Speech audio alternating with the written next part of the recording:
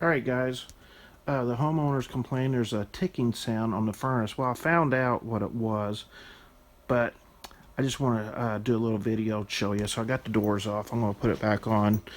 It's kind of funny. There we go. Let's see if it. There we go.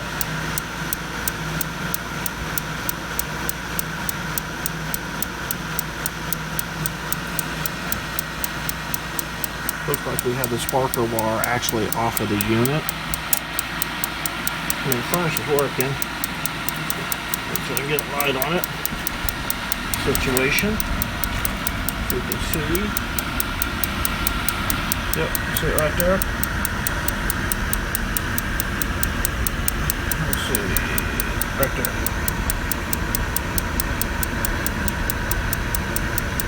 Yeah, spark wire is actually off of the spark box.